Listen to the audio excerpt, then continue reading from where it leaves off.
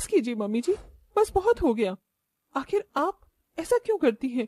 आपकी प्रॉब्लम क्या है? क्यों पीछे पड़ी हुई है आप मेरे? हद होती है कंजूसी करने की भी।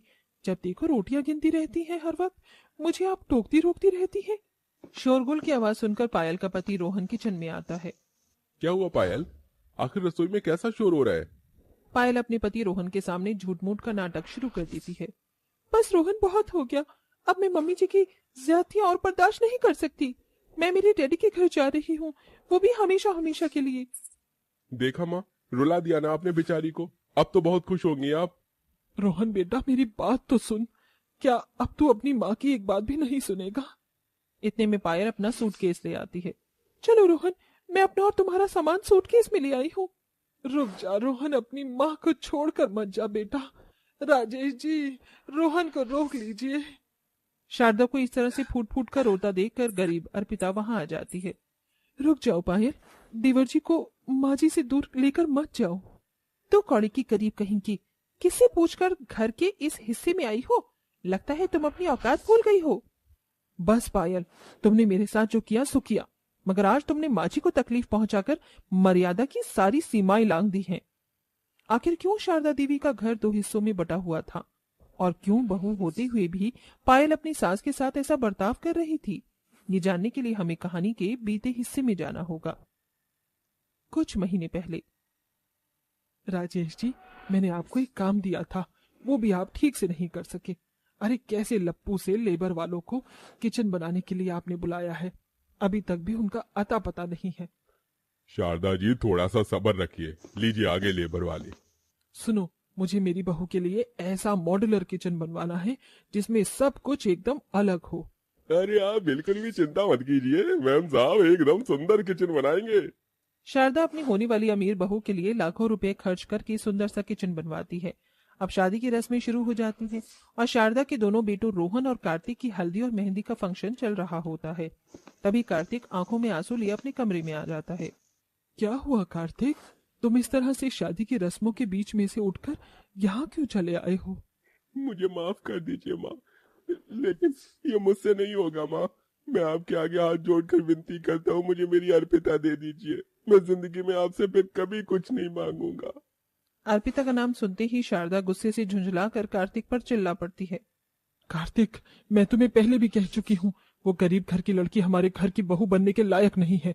जिस तरह से पैरों की धूल को माथे पर लगाने से वो चंदन का टीका नहीं बन सकता, उसी तरह से गरीब घर की लड़की अमीर घर की बहू नहीं बन सकती। अब शादी का दिन आ जाता है।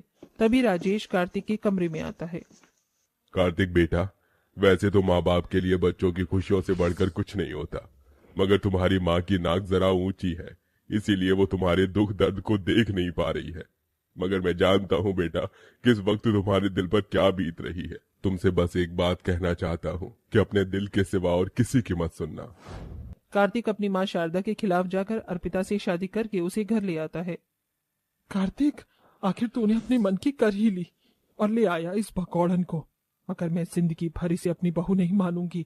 आज से तू मेरा बेटा नहीं, बल्कि मेरी खून का एक बदनाम कतरा है, और उसे भी गंदी है ये गरीब की बेटी जिसने तेरा हाथ थामा है।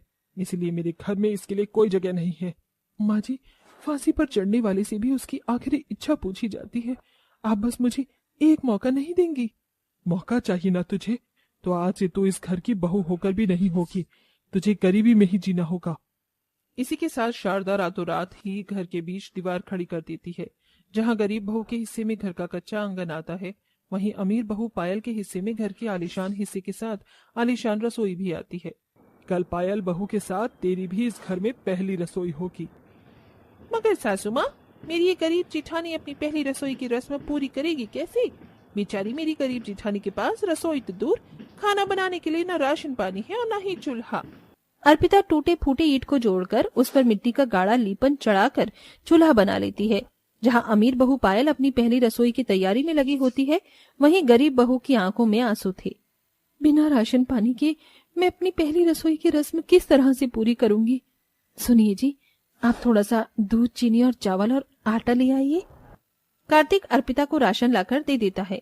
जहाँ एक तरफ वो गरीब बहू मिट्टी का चूल्हा फूंक कर कड़ी धूप भरी गर्मी से थोड़ी से राशन से ही खाना बनाती है, वहीं अमीर बहू अपनी आलीशान रसोई में बड़े ही आराम से खाना बनाती है। मुझे तो लगा ही था कि मेरी सास बाकियों की तरह ही एकदम टिपिकल होगी, मगर इसे तो मुझसे बहुत प्यार है, तभी तो मेरे लिए इस किचन में एसी भी लगवाया है। गुड जॉब पायल। फिर अर्पिता अपना बनाया हुआ खाना लेकर आती है, जहां अमीर बहू पायल मेज पर खाना परोस रही होती है। ये देखिए मम्मी जी, मैंने खाने में छोले भटूरे, मलाई कोफ्ता, कड़ी चावल और मीठी में फ्रूट केक बनाया है। माँ जी, ये देखिए मैं खीर पूरी बनाकर लाई हूँ, खाकर बताइए ना कैसा बना है। जैसे ही गरीब बहू मेज पर अपना बनाया खाना रखती है, शारदा गुस्से पर फेंक देती है। माँ जी, ये क्या किया आपने? अब पता चला मेरी गरीब बहू दर्द का एहसास किसे कहते हैं। ये तेरी सजा है एक माँ से उसका बेटा छीनने की। इन सास बहू के बीच ये फिल्मी ड्रामा देखकर मुझे कितना मजा आ रहा है। ऐसे ही दिन बीतते जाते हैं, मगर अब पायल खाने की खूब बर्बादी शुरू कर देती है। अरे पायल बहू, ये क्या, आज तो फिर से दूध फ्रिज में रखना भूल गई थी। तेरी गलती की वजह से दूध फट गया। कल रात भी तूने जरूरत से 8 रोटी ज्यादा बना दी। अपनी सास की रोक टोक सुनकर पायल चिढ़कर कहती है, मन तो कर रहा है ये बेलन मारकर इस बुढ़िया का सर फोड़ दो। नाक में दम करके रख दिया है, जब देखो रोटियां गिनती रहती है, पता नहीं कहाँ फंस गई। ये लीजिए जी, गर्मा गर्म रोटी खाइए। अर्पिता, तुम भी मेरे साथ ही खा लो। अजी आप ही गर्मा गर्म रोटी खा लीजिए, वो रात की रोटी बची हुई है तो मैं वही खाऊंगी, क्योंकि यही रोटी कमाने के लिए आप कड़ी धूप में खून पसीना बहाते हैं। कितना अंतर है मेरी दोनों बहुओं में। एक तरफ जहाँ अर्पिता बहू के लिए रोटी की कीमत और उसकी कदर पता है, वहीं पायल बहू रोज राशन बर्बाद कर रही है। अब मुझे ही सख्ती से काम लेना होगा। अब शारदा पायल की खाने की बर्बादी के पीछे बोलना शुरू कर देती है। और फिर, ये क्या पायल बहू, इतनी सारी पनीर की सब्जी तुमने कूड़े में फेंक दी। तुम्हें पता भी है पनीर कितना महंगा है। इस सब्जी को गर्म करके भी खाया जा सकता था। और ये फ्राई पैन भरकर चाय बनाने को किसने कहा था? इतने सारे दूध, पत्ती, चीनी लगी, चाय बर्बाद कर दी। बस कीजिए मम्मी जी, बस बहुत हो गया। आखिर आपकी प्रॉब्लम क्या है? क्यों पीछे पड़ी हुई हैं आप मेरे? हद होती है कंजूसी करने की भी। जब देखो रोटियां गिनती रहती हैं, हर वक्त मुझे किसी न किसी चीज के लिए टोकती रहती हैं। और इसी के साथ पायल और शारदा के बीच में कलेश होने लगता है और नौबत रोहन और पायल के घर छोड़कर जाने तक आ जाती है। क्या गरीब बहू अपनी ससुराल को बिखरने से बचा पाएगी?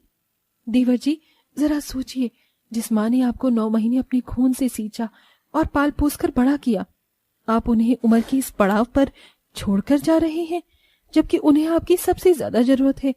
और पायल, तुम जिस सास ने तुम्हें बहू नहीं बल्कि बेटी बनाकर अपनी पलकों पर बिठाकर रखा और हर खुशी दी, आज तुम उनके साथ ये कर रही हो। गरीब बहू की फटकार न सिर्फ रोहन बल्कि पायल को भी उसकी गलती का एहसास कराती है। इसके बाद अमीर बहू अपनी सास से माफी मांग लेती है। मम्मी जी, मुझे माफ कर दीजिए। गुनाहगार तो मैं हूँ अर्पिता बहू, जो हीरे जैसी बहू को ठुकरा दिया, मगर तुझसे अच्छी बहू मेरे इस घर को मिल ही नहीं सकती थी। आखिर में घर के बीच खड़ी दीवार टूट जाती है और शारदा खुशी से अपनी गरीब बहू का गृह प्रवेश कराती है। अब घर की रसोई भी एक ही हो जाती है।